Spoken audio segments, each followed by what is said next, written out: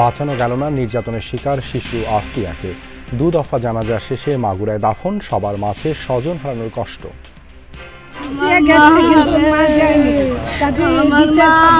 তাদের সবাইকে গ্রেফতার করেছে। 90 দিনের মধ্যেই পুরো বিচারিক কার্যক্রম সম্পন্ন করার জন্য ইতিমধ্যেই পদক্ষেপ নেওয়া হয়েছে।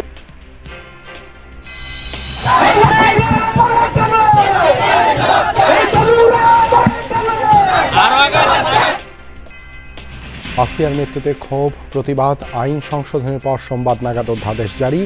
1 সপ্তাহের মধ্যে বিচার শুরু জানালেন উপদেষ্টা। 12-13 জনের 161 স্টেটমেন্ট নেওয়া হয়েছে। আমরা আশা করছি 7 দিনের মধ্যে বিচার কাজ শুরু হবে। আগামী বছরই বাংলাদেশের এলডিসি গ্র্যাজুয়েশন মডেল মসজিদ নির্মাণে দুর্নীতির অভিযোগ তদন্তের সিদ্ধান্ত উপদেষ্টা পরিষদের। চলে গেলেন ঢাকা বিশ্ববিদ্যালয়ের সাবেক উপাচার্য অধ্যাপক আরেফিন সিদ্দিক। ধানমন্ডিতে জানাজা শেষে দাফন করা হবে আজিমপুরে। আর ওনার জানাজা হবে আগামীকালকে বাদ জুমা ঈদগাহ মসজিদ, ধানমন্ডি ঈদগাহ মসজিদে, এবং দাফন হবে হলো আজিমপুর কবরস্থানে। আমার মা বাবার কবর, আমার দাদির কবর, ওই কবরের উপরেই ওনার দাফন হবে ইনশাআল্লাহ।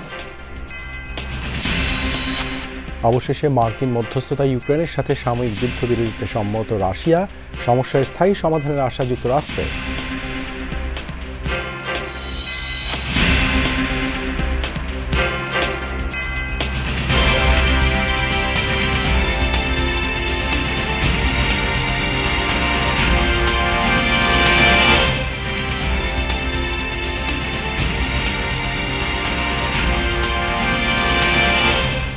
আমন্ত্রণ যমুনা নিউজে আপনাদের সঙ্গে আছি দেবাশিস রঞ্জন সরকার। এতক্ষণ শিরোনাম দেখছিলেন।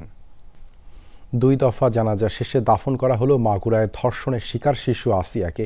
বিকেল হেলিকপ্টারে করে তার মরদেহ নিয়ে যাওয়া হয় মাগুরায়। নোমানী মাঠ ও নিজ বাড়ি জারিয়ায় জানাজার পর চিরনিদ্রায় শায়িত করা হয় আসিয়াকে। জানাজায় অংশ নেওয়া প্রত্যেকে আসিয়ার আত্মার মাগফিরাত কামনার পাশাপাশি চাইলেন ধর্ষকদের দৃষ্টান্তমূলক শাস্তি।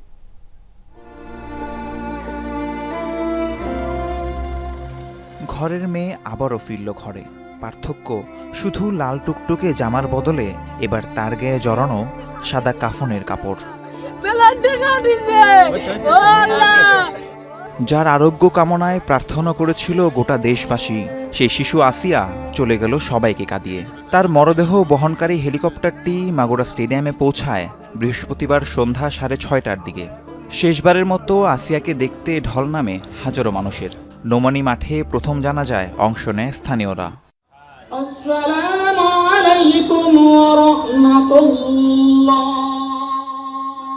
এরপর আসিয়ার গ্রামের বাড়ি জারিয়ায় দ্বিতীয় জানাজা অনুষ্ঠিত হয়। আত্মীয় স্বজন, পাড়া প্রতিবেশী বিদায় জানায় শিশুটিকে। পরে সোনাইকুণ্ডি সম্মিলিত ঈদগাহ কবরস্থানে দাফন করা হয় তাকে। সেখানে উপস্থিত ছিলেন মৎস্য প্রাণিসম্পদ উপদেষ্টা ফরিদা আক্তার ও জাতীয় নাগরিক পার্টির নেতারা।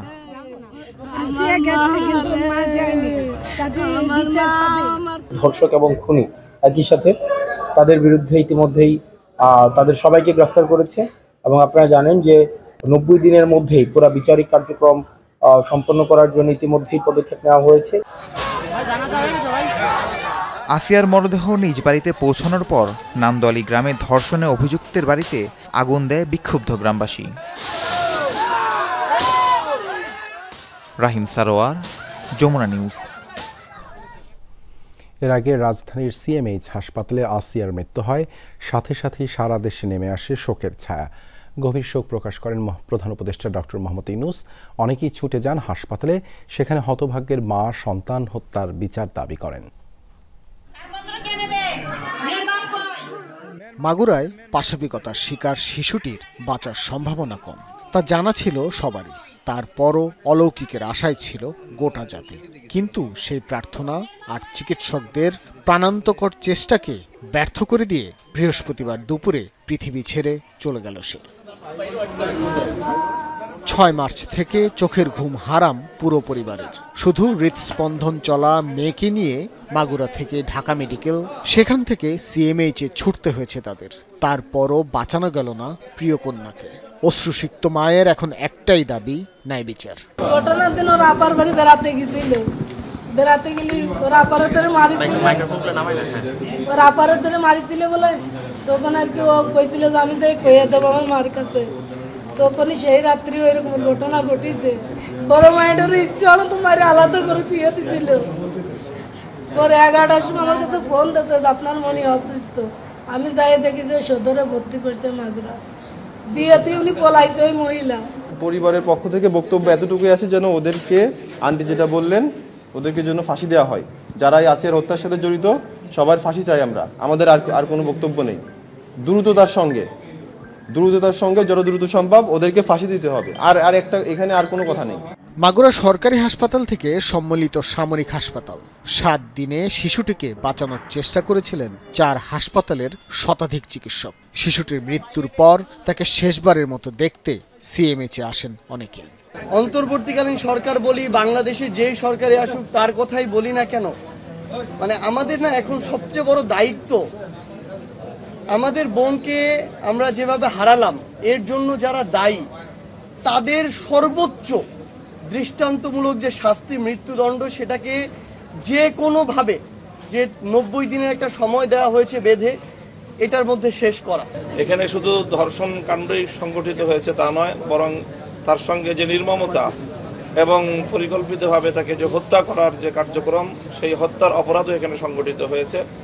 কাজেই এই জায়গাটায় আমাদের আবেগ তো এটাই ছিল যে ধর্ষিতা, নিহত আমাদের বোন আসিয়ার, তার দাফন হওয়ার আগেই এই খুনি ধর্ষকদের বিচার কার্য সম্পন্ন হওয়া, এটাই ছিল আমাদের আবেগ।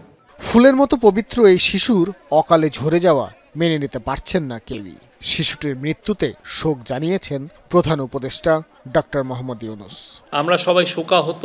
আমরা আমাদের সর্বোচ্চ চেষ্টা করেছি এই শিশুটিকে বাঁচিয়ে রাখার জন্য। আমাদের মিলিটারি ডক্টররা প্রাণান্তকর চেষ্টা করেছেন।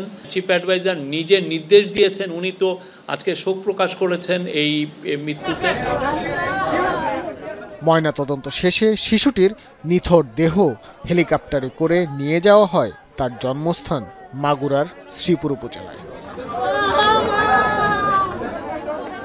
ভাস্কর ভাদুরী, যমুনা নিউজ, ঢাকা।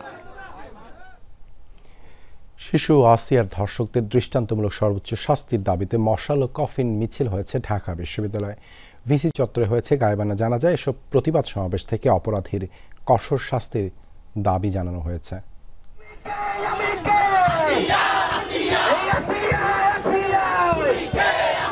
সারি সারি মুখ, মশাল হাতে প্রতিবাদ মুখর স্লোগানে স্লোগানে।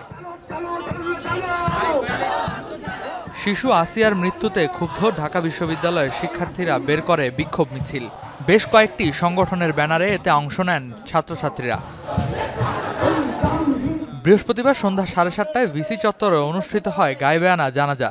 প্রতিবাদের এই মিছিলে যোগ দেন উপাচার্য অধ্যাপক ডক্টর নিয়াজ আহমেদ খান। আসিয়া ধর্ষণে অভিযুক্তদের দ্রুত বিচারের দাবি করেন তিনি। দ্রুততম সময়ে বিচার হবে, ন্যায্যতা প্রতিষ্ঠিত হবে এবং এই শিশুটির জন্য আমাদের পুরো জাতি, পুরো দেশ দোয়া করছে। একই সময় রাজু ভাস্কর্যের সামনে থেকে একটি মিছিল বের হয়। স্লোগানে স্লোগানে মিছিলটি প্রদক্ষিণ করে গোটা ক্যাম্পাস। পরে রাজু ভাস্কর্যের পাদদেশে তখন কফিন মিছিলে জড়ো হন শিক্ষার্থীরা। আমরা যে আন্দোলনটা করছি সেটার সাথে আপনারা একাত্মতা পোষণ করুন এবং আমাদের আসিয়ার জন্য আপনারা সবাই দোয়া করুন। 3 দিন 4 দিনের মধ্যে ফাঁসি দেখতে চাই, তাদের জনসম্মুখে নিয়ে এসে ফাঁসি দেওয়া হোক।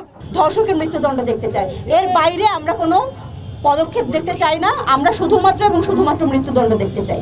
আরো অনেক আসিয়া আমাদের প্রত্যন্ত অঞ্চলগুলোতে দিনের পর দিন ধর্ষণের শিকার হচ্ছে, যৌন নিপীড়নের শিকার হচ্ছে, কিন্তু এগুলো কখনো খবরের কাগজের পাতায় আসে না। সংক্ষিপ্ত সমাবেশ থেকে শিক্ষার্থীরা ধর্ষণের আইন পরিবর্তনের মাধ্যমে সর্বোচ্চ শাস্তি নিশ্চিতের আহ্বান জানান। রেদওয়ান আহমেদ, যমুনা নিউজ, ঢাকা। শিশু আসিয়া ধর্ষণ ও হত্যা চেষ্টা মামলার বিচার কাজ আগামী 7 দিনের মধ্যে শুরু হবে। এর পরবর্তী 7 দিনের মধ্যে বিচার কাজও শেষ করা সম্ভব হবে বলে আশাবাদী আইন উপদেষ্টা ডক্টর আসিফ নজরুল। বৃহস্পতিবার আইন উপদেষ্টা জানিয়েছেন, আসিয়া ধর্ষণ ঘটনার ডিএনএ রিপোর্ট 5 দিনের মধ্যেই পাওয়া যাবে, আর মামলার বিচার শুরু হবে 7 দিনের মধ্যে। 12-13 জনের 161 স্টেটমেন্ট নেওয়া হয়েছে। আমরা আশা করছি 7 দিনের মধ্যে বিচার কাজ শুরু হবে। ধর্ষণের মামলার 7-8 দিনের মধ্যে বিচার কাজ শেষ হওয়ার নজির আছে অব্যাহত শুনানির মাধ্যমে। 7 দিনের মধ্যে ইনশাআল্লাহ যদি আমরা বিচার কাজ শুরু করতে পারি, আমাদের বিচারক ওনারা সর্বোচ্চ দ্রুততার সাথে ন্যায় বিচার নিশ্চিত করেই বিচার করতে পারবেন।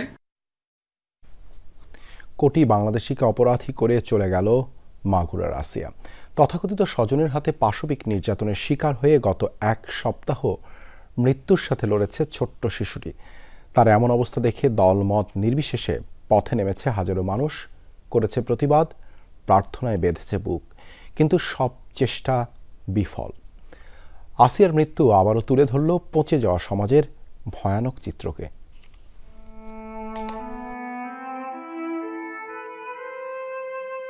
পৃথিবী সুন্দর, এই শব্দগুলো ছোট্ট আসিয়ার জন্য ভয়াবহ মিথ্যা। কারণ পৃথিবীর সবচেয়ে অসুন্দর অধ্যায়টি নিজের জীবন দিয়ে রচনা করে গেছে আমাদের আসিয়া। ফুলের মতো আসিয়া সবার চোখের মধ্যমণি হয়ে গিয়েছিল এ কদিনেই। পুরো বাংলাদেশের যেন আপনজন মাগুরার আসিয়া। যে বয়সে সুন্দর পৃথিবীর স্বাদ নেয়ার কথা, সে বয়সে মানুষরূপী পিশাচের আক্রমণে ক্ষতবিক্ষত হয় ছোট্ট একটা শরীর। স্নেহ মমতার ছোট্ট শরীরে কি যে কষ্টে ছটফট করছিল ছোট্ট আসিয়া। গোটা বাংলাদেশের কণ্ঠ জুড়ে আসিয়াকে সাথে নিয়ে এক প্রতিবাদ মিছিলে যাবার অপেক্ষা। নির্লজ্জ এ ঘটনা ঘটে 6 মার্চ। মাগুরায় বোনের বাড়িতে বেড়াতে গিয়ে মাত্র 8 বছরের আসিয়া ধর্ষণের শিকার হয়।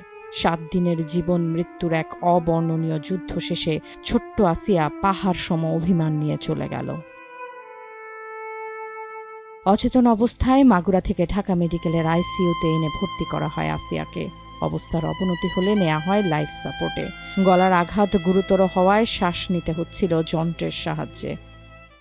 বোনের স্বামীর সহায়তায় শিশুটিকে ধর্ষণ করে বোনের শ্বশুর। শিশুর মা 8 মার্চ 4 জনের বিরুদ্ধে ধর্ষণ ও হত্যা চেষ্টা মামলা করেন। গ্রেফতার হয় 4 জনই। সারা দেশ ক্ষোভে বিক্ষোভে ফেটে পড়ে। ধর্ষণের প্রতিবাদে আন্দোলনে নামে বিভিন্ন সংগঠন। প্রতিবাদ সমাবেশ, সড়ক অবরোধ সহ নানা কর্মসূচিতে উত্তাল থাকে ঢাকা বিশ্ববিদ্যালয়ের শাহবাগ সহ সারা দেশ। ধর্ষকের সর্বোচ্চ শাস্তি ফাঁসির দাবিতে সোচ্চার হয় সচেতন নাগরিক। এর মাঝে উন্নত চিকিৎসার জন্য আসিয়াকে নেওয়া হয়েছিল সম্মিলিত সামরিক হাসপাতালে, কিন্তু আপ্রাণ চেষ্টায় সাড়া দেয় না আসিয়া। 24 ঘন্টায় 4 বার হৃৎপিণ্ডের স্পন্দন বন্ধ হয়ে যাওয়া আসিয়ার অব্যক্ত অভিশাপ যেন বারবার উচ্চারিত হচ্ছিল। কোটি মানুষের ফরিয়াদকে পেছনে ফেলে আধফোঁটা আসিয়া ঝরে গেল।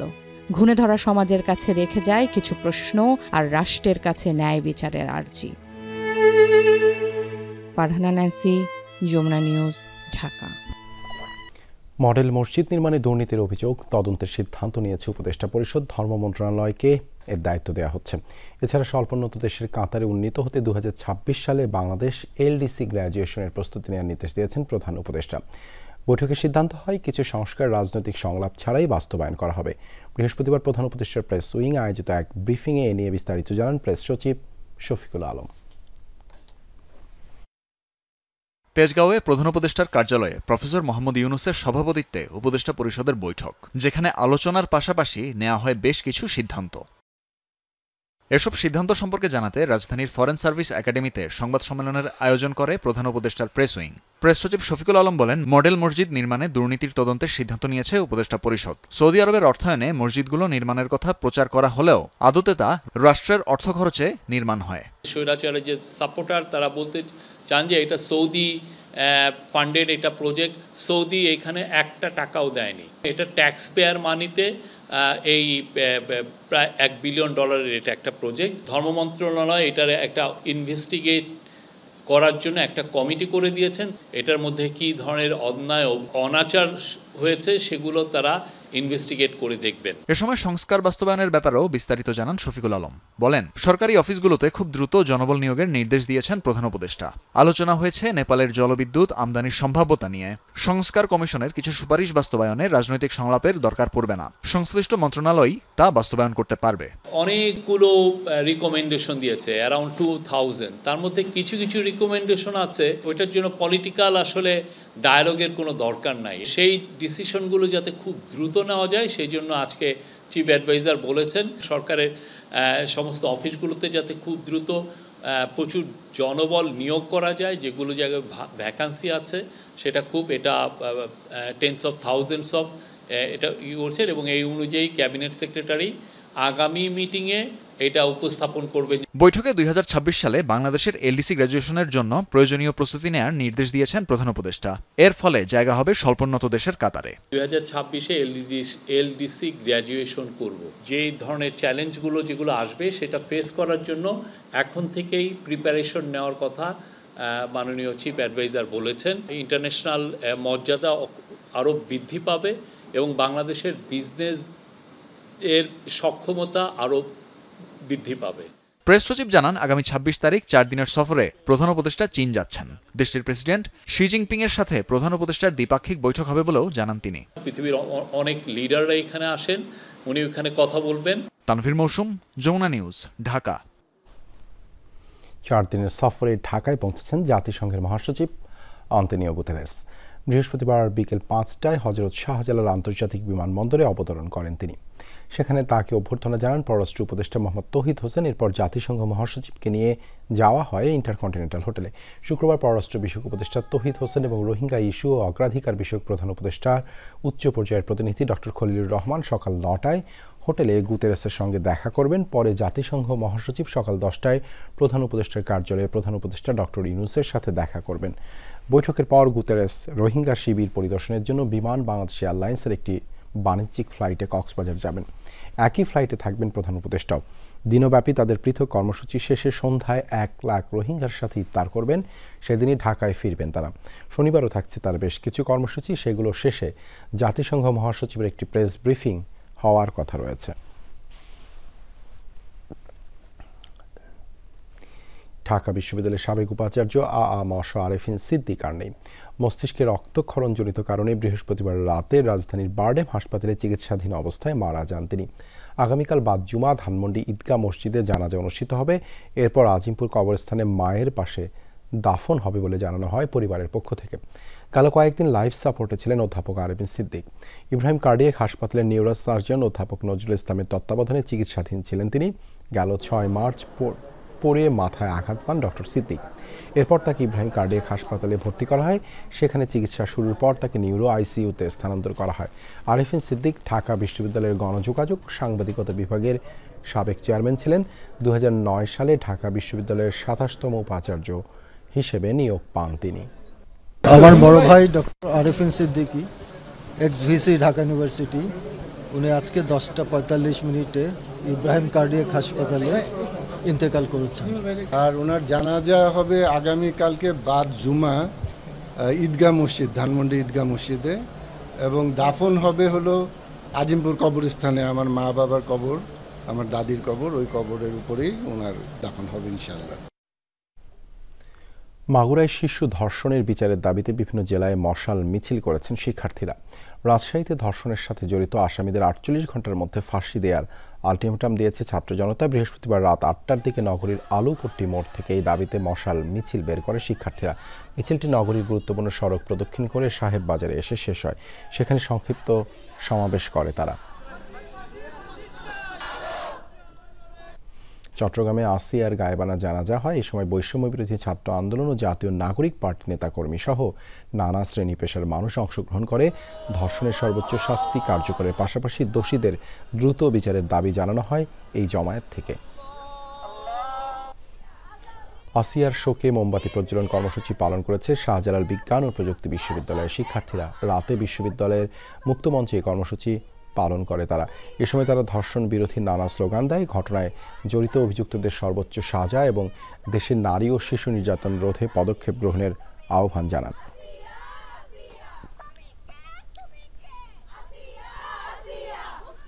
সিরাজগঞ্জের 3য় শ্রেণীর স্কুল ছাত্রীকে ধর্ষণের অভিযোগে মামলা হয়েছে। মামলায় উল্লেখ, গত রোববার সকালে রায়গঞ্জ উপজেলার নারুয়া গ্রামের এক স্কুল ছাত্র ওই ছাত্রীকে ডেকে নিয়ে ধর্ষণ করে। এই ঘটনায় স্থানীয়ভাবে মীমাংসার চেষ্টা করা হয়। বুধবার সকালে বিষয়টি জানাজানির পর পুলিশের তৎপরতায় নির্যাতিত ওই শিশু ছাত্রীকে মনসুর আলী মেডিকেল কলেজ হাসপাতালে ভর্তি করা হয়। এই ঘটনায় মামলা করেছে ভুক্তভোগী শিশুটির বাবা।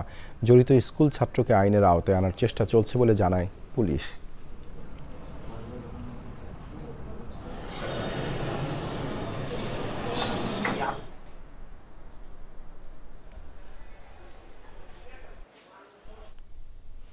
রংপুরে আবু সাইদ হত্যার আলামত জব্দ করেছে আন্তর্জাতিক অপরাধ ট্রাইব্যুনাল। বৃহস্পতিবার বিকেলে আলামত জব্দের আবেদনের পরে এর পক্ষে শুনানি করেন প্রসিকিউটর ব্যারিস্টার SM মইনুল করিম। পরে তার আদেশে PBI কাস্টাডিতে থাকা ভিডিও ফুটেজ, ময়নাতদন্তের রিপোর্ট সহ নানা আলামত জব্দ করা হয়। এর আগে বৈষম্যবিরোধী ছাত্র আন্দোলনে 2024-এর 16 জুলাই পুলিশের গুলিতে নিহত হন আবু সাইদ। তার হত্যার মামলাটি আদালতে প্রক্রিয়াধীন রয়েছে।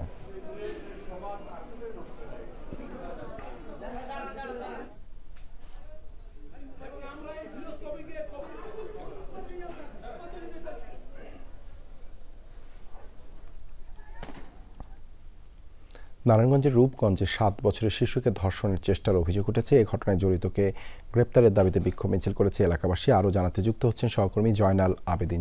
জয়, ঘটনার বিস্তারিত জানাবেন, পুলিশ কি বলছে?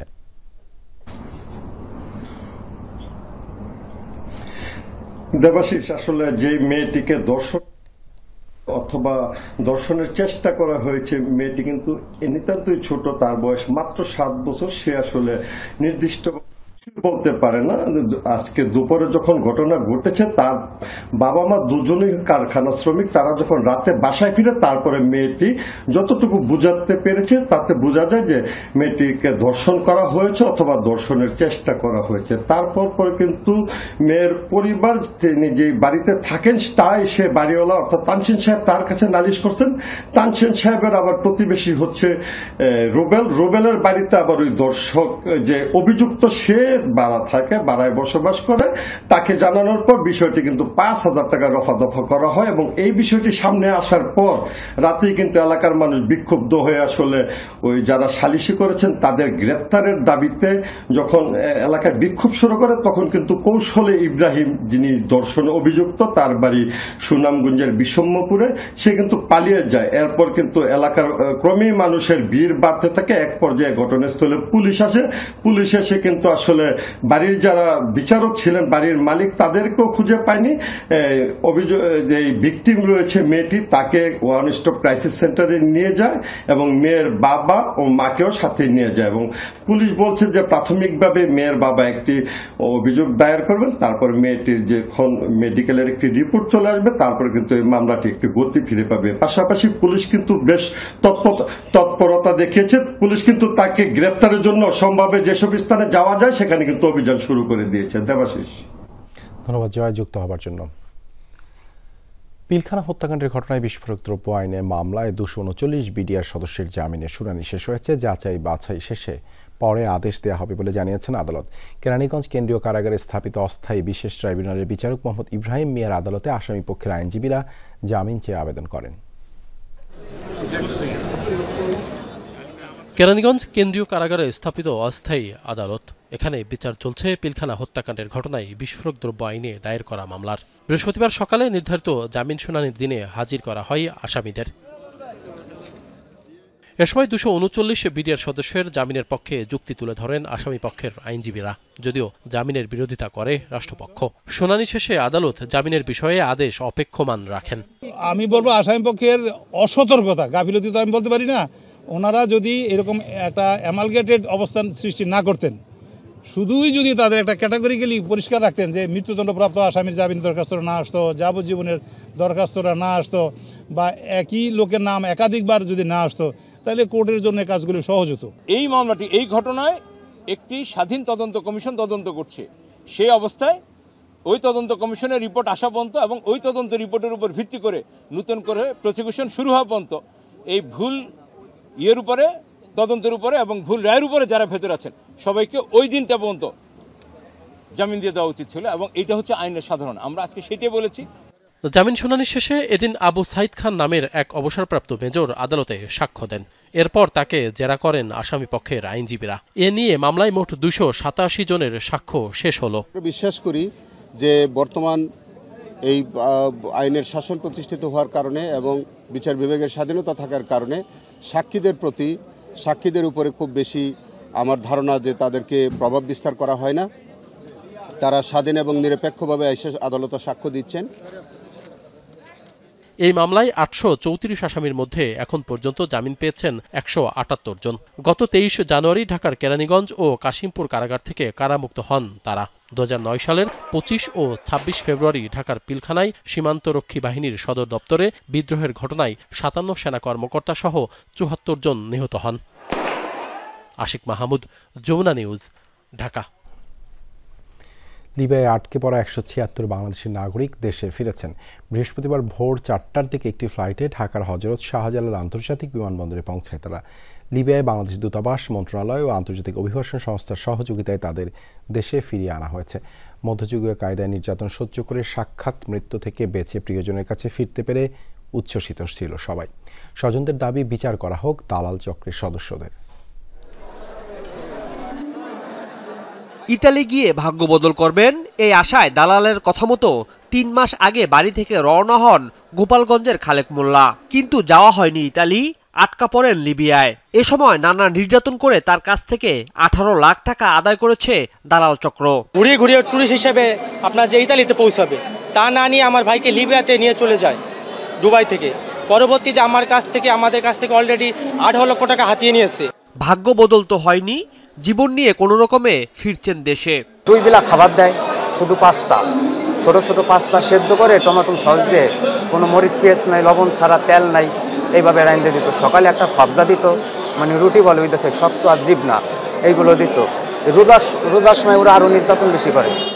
শুধু খালেক মোল্লা একা না, এমন শত শত মানুষ দালালের খপ্পরে পড়ে নিঃস্ব হয়ে দেশে ফিরছেন। এই দালালদের কঠোর শাস্তি চেয়েছেন সবাই। পুলিশ বিক্রি করে দিয়েছে বাঙালির কাছে। বাঙালি মনে করেন 20 লাখ টাকা দাবি করছে, 15 লাখ টাকা দিছি। 4-5 মাস 15 লাখ টাকা দিছি, এরপরে মনে করেন যে আর 5 লাখ দিতে পারেন, ও আবার বিক্রি করে দিয়েছে আরেক জায়গায়। হাত কাটে ভিডিও কল দিয়ে মামা ফেরত দেখায়, পানির পাইপগুলো ওই সমস্ত পাইপগুলো দিয়ে তারপর ফিরে। অত্যাচারের কোনো শেষ নাই, ওই লিবিয়া শহর অত্যাচারের কোনো শেষ নাই। টোটাল আমার 26 লাখ টাকা গেছে, 5 মাস 9 দিন জেল কাটছি ভাই। কথা কইতে আমার কষ্ট হয়, তো আল্লাহ জানি এই দেশের এই প্রচারের মাধ্যমে বলে দিবে যে দেশের মানুষ জানি বিদেশে না যায়। দালালের মাধ্যমে আমাদের মতো আর অন্য কেউ যেন হয়রানিতে না হয়, সেগুলো সরকারের কাছে আমাদের অনেক আকুল আবেদন। লিবিয়ায় অবস্থিত বাংলাদেশ দূতাবাস, পররাষ্ট্র মন্ত্রণালয় ও আন্তর্জাতিক অভিবাসন সংস্থার সহযোগিতায় ভোররাতে দালালের খপ্পরে লিবিয়ায় আটকা পড়া এমন 176 জন দেশে ফিরেছেন। এর মধ্যে 106 জন আটকা ছিলেন ত্রিপলির তাজুরা ডিটেনশন সেন্টারে। এখান থেকে তাদের উদ্ধারে উদ্যোগ নেন লিবিয়ায় নিয়োজিত বাংলাদেশের রাষ্ট্রদূত মেজর জেনারেল আবুল হাসনাত মোহাম্মদ খায়রুল বাশার। আর বাকি 70 জন বিপদগ্রস্ত অবস্থায় থেকে স্বেচ্ছায় ফিরে এসেছেন। আগামী 19 ও 26 মার্চ আরও 3 শতাধিক বাংলাদেশিকে দেশে ফেরানোর চেষ্টা করছে লিবিয়ার বাংলাদেশ দূতাবাস। রাজীব আহমেদ, যমুনা নিউজ, ঢাকা। পারিবারিক অভাব অনটনে ফুটপাতে ফাস্টফুডের দোকান দিয়ে ভালোই চলছিল, তবে পুলিশ দোকান ভেঙে চুরমার করেছে উদ্যোক্তা হওয়ার স্বপ্ন। বলছে ধানমন্ডির 7 মসজিদ রোডে দোকান উচ্ছেদ করায় স্বেচ্ছায় পুলিশের কাছে আটক হওয়া মহিউদ্দিন তুহিনের কথা। সামাজিক যোগাযোগ মাধ্যমে ভাইরাল মহিউদ্দিনকে রাতেই মুচলেখা দিয়ে পরিবারের জিম্মায় দেয়া হয়েছে। আমার ফ্যামিলি চলতে পারতেছে না, আমার রাস্তা নামা লাগতে ব্যবসা করতে, আপনারা যে ভাঙলেন নাকি ম্যাজিস্ট্রেট আমারা ভাঙলি কেন? ফুটপাতে দোকান উচ্ছেদ করায় এভাবেই ক্ষোভ ঝাড়েন বিশ্ববিদ্যালয়ে ভর্তিচ্ছু মহিউদ্দিন তুহিন।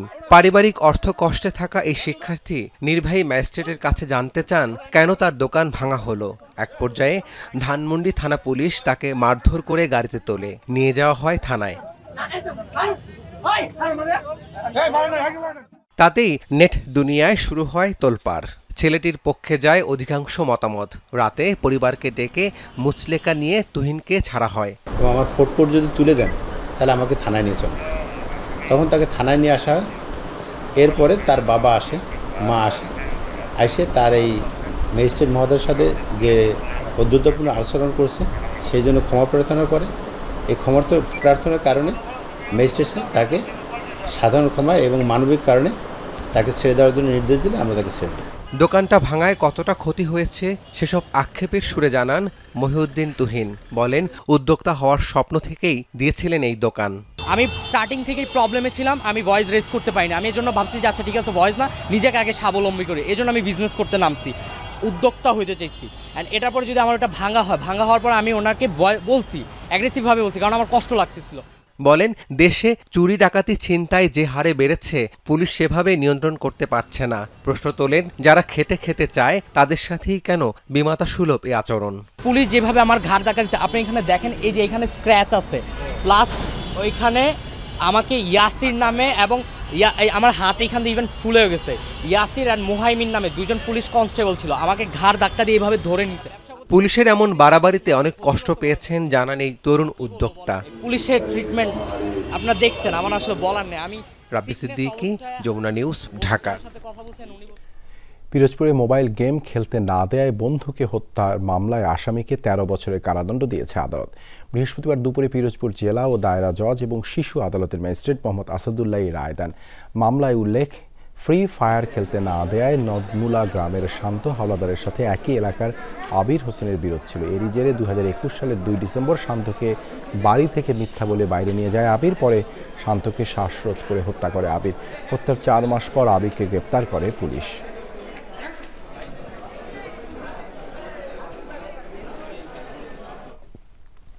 খুলনায় সুন্দরবন থেকে গাছ পাচার করার সময় 10 চোরাকারবারিকে আটক করেছে কোস্টগার্ড। দুপুরে প্রেস ব্রিফিংয়ে কোস্টগার্ড জানায়, বুধবার রাতে গোপন সংবাদের ভিত্তিতে রূপসা নদীর জেমিনি সি ফুড ঘাটের আশেপাশের এলাকায় অভিযান চালানো হয়। এই সময় কোস্টগার্ডের অবস্থান বুঝতে পেরে বোট নিয়ে পালানোর চেষ্টা করে চোরাকারবারিরা। পরে তাদের ধাওয়া করে 3টি বোট সহ 10 জনকে আটক করা হয়। এ সময় তল্লাশি চালিয়ে 560টি গেওয়া ও 75টি গরান কাঠ জব্দ করা হয়। আটককৃতদের বোট ও কাঠ সহ খুলনা পশ্চিম বন বিভাগের কাছে হস্তান্তর করা হয়েছে।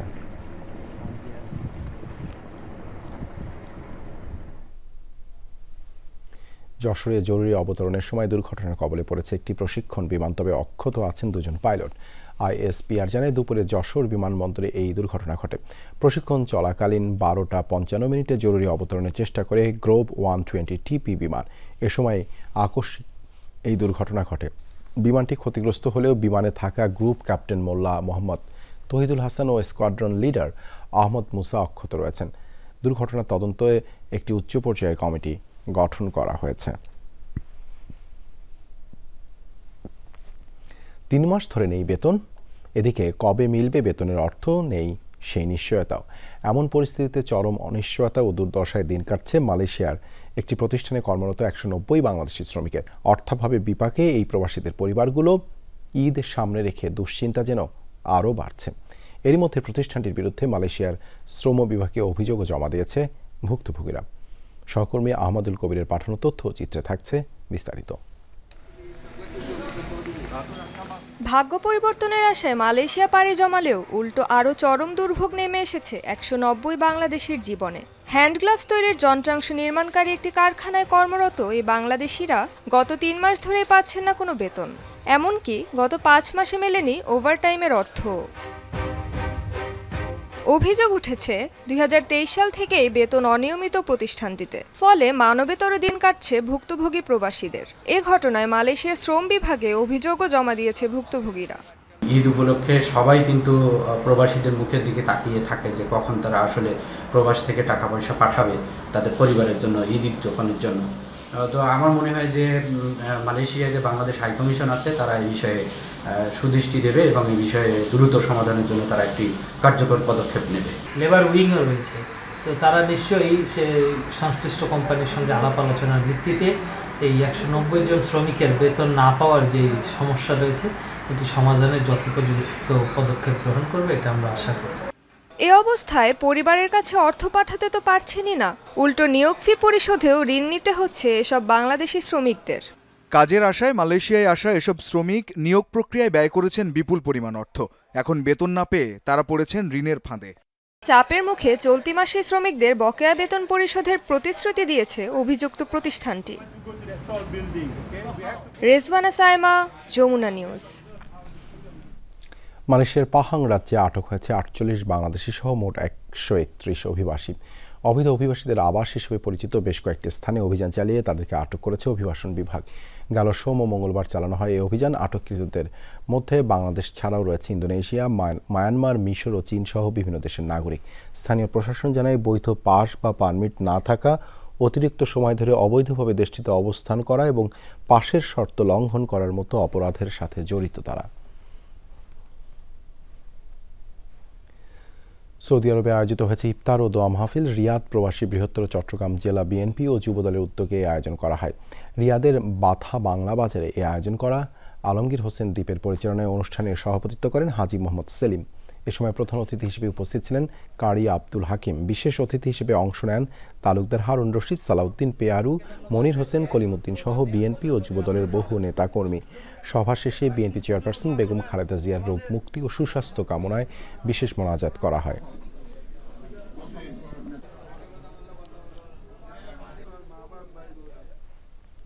ওমানে আয়োজিত হয়েছে ইফতার ও দোয়া মাহফিল। বাংলাদেশ সোশ্যাল ক্লাব ওমানের বৃহত্তর চট্টগ্রাম উইং এর উদ্যোগে এ আয়োজন করা হয়। রাজধানী মাসকাটের একটি স্থানীয় হোটেলে এই আলোচনা সভা ও মাহফিলের আয়োজন করা হয়। অনুষ্ঠানে সভাপতিত্ব করেন বৃহত্তর চট্টগ্রাম উইং এর সভাপতি নূর মোহাম্মদ। পরিচালনা করেন সাধারণ সম্পাদক সেলিম পারভেজ। সভায় প্রধান অতিথি হিসেবে বক্তব্য রাখেন বাংলাদেশ দূতাবাস ওমানের শ্রম কাউন্সিলর মেজর রাফিউল ইসলাম। মাহফিল কমিটির আহ্বায়ক দিদারুল আলম ইকবালের সার্বিক তত্ত্বাবধানে সভায় বিশেষ অতিথি হিসেবে উপস্থিত ছিলেন সিরাজুল হক, নুরুল আমিন সহ ক্লাবের বিভিন্ন উইং ও অন্যান্য সামাজিক সংগঠনের বহু নেতা। অনুষ্ঠান শেষে বিশেষ দোয়া ও মোনাজাতের আয়োজন করা হয়।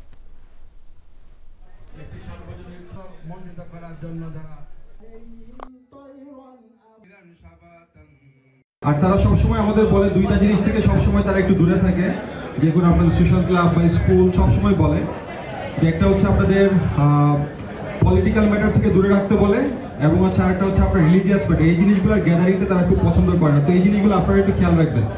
তো তারা যেহেতু আমাদেরকে না করে, এই ব্যাপারগুলো যেন আমরা রিপিট না করি। স্পেনে জাতীয়তাবাদী স্বেচ্ছাসেবক দল সান্তা কলমা শাখার উদ্যোগে অনুষ্ঠিত হয়েছে ইফতার মাহফিল। অনুষ্ঠানে সভাপতিত্ব করেন শাখার আহ্বায়ক ইকবাল হোসেন মেনর এবং পরিচালনায় ছিলেন সদস্য সচিব হাসান শিকদার।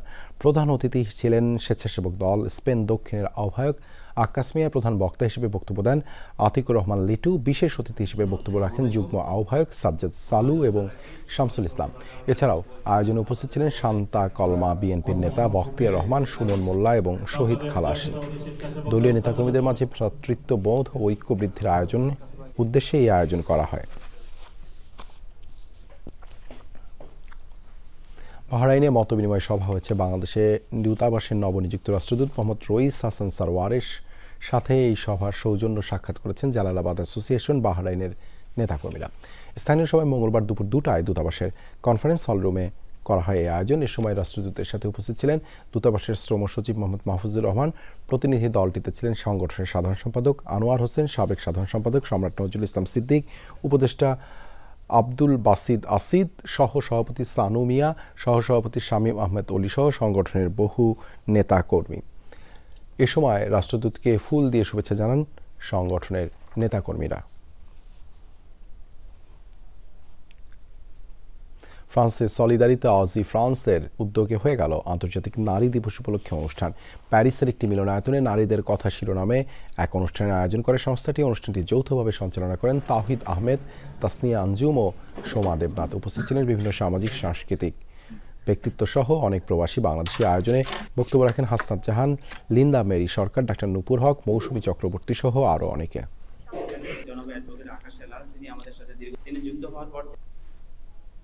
যুক্তরাষ্ট্রের মধ্যস্থতায় 30 দিনের যুদ্ধবিরতিতে রাজি হয়েছে রাশিয়া। মার্কিন মধ্যপ্রাচ্য বিষয়ক প্রতিনিধি স্টিভ উইটকফ মস্কো যাবার পর এলো এই ঘোষণা।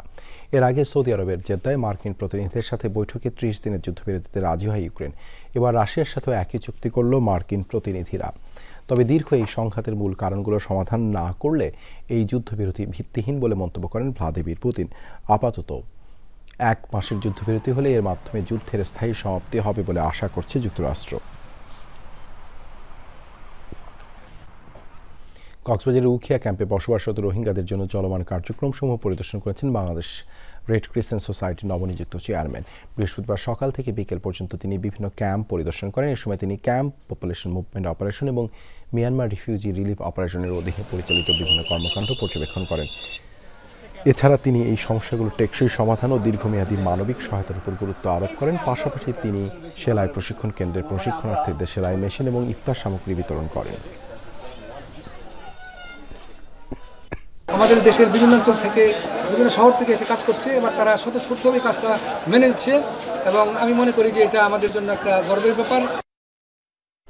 গাজীপুরে বিএনপির গণ ইফতার মাহফিল অনুষ্ঠিত হয়েছে। বৃহস্পতিবার বিকেলে নগরের 28 নম্বর ওয়ার্ডের উত্তর রাজবাড়িতে ইফতার মাহফিল অনুষ্ঠিত হয়। এ সময় বিএনপির 31 দফা বাস্তবায়নের জন্য নেতাকর্মীদের আহ্বান জানান। অনুষ্ঠানে উপস্থিত ছিলেন মহানগর বিএনপির সভাপতি মোহাম্মদ শওকত হোসেন সরকার, বিএনপি নেতা রায়হান আহমেদ হৃদয় সহ অঙ্গ সংগঠনের নেতাকর্মীরা। এর আগে গাজীপুর সদরের বিভিন্ন এলাকায় লিফলেট বিতরণ করেন তারা। এখানে কোনো দল মতের কোনো বিষয় না, এখানে গণ ইফতার সকলকে নিয়ে আমরা করতেছি। বিগত সময়ে যে ফেসিবাদ এখানে কায়েম হয়েছিল, ফেসিবাদরা যেভাবে ইফতারের ব্যবস্থা করেছিল সেটা তো আমরা অবগত না। এই ছিল যমুনা নিউজে এতক্ষণ সাথে থাকার জন্য ধন্যবাদ সবাইকে।